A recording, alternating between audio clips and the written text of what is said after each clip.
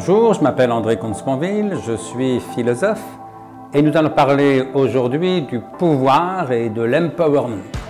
Alors d'abord, qu'est-ce que le pouvoir? Le pouvoir, c'est une action possible. Autrement dit, avoir du pouvoir, c'est toujours pouvoir faire.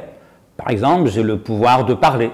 Je le prouve à l'instant, j'ai le pouvoir de marcher, je ne suis pas paraplégique, j'ai le pouvoir d'acheter, ce qu'on appelle le pouvoir d'achat, évidemment limité pour tout le monde. Ça, c'est ce que j'appelle le pouvoir de.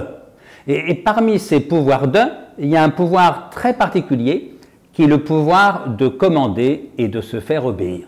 Ce pouvoir de, là, qui porte donc sur quelqu'un d'autre, c'est ce que j'appelle le pouvoir sur. Alors, en latin, les deux mots sont différents. Le pouvoir de, c'est ce qu'on appelle la potentia. Le pouvoir sur, c'est ce qu'on appelle la potestas. Disons la puissance pour le pouvoir de et le pouvoir au sens strict pour le pouvoir sur.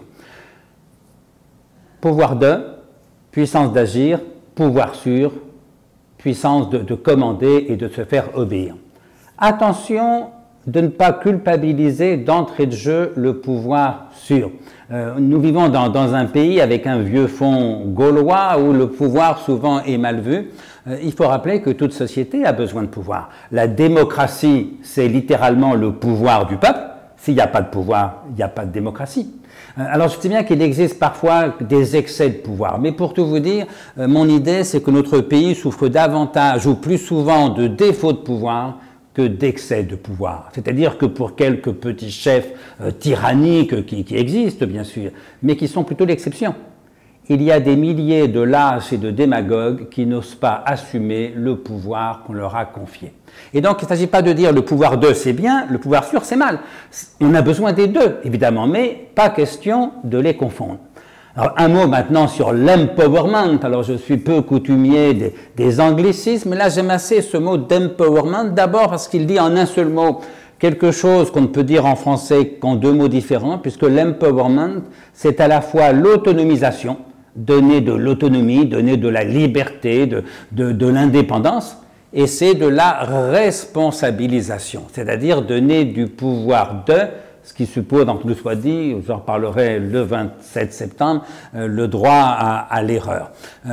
L'empowerment, j'aime bien ce mot parce qu'on entend dans le mot anglais le fait que c'est donner du pouvoir à quelqu'un, ça veut dire qu'on accepte d'en perdre, au moins un peu, au moins provisoirement.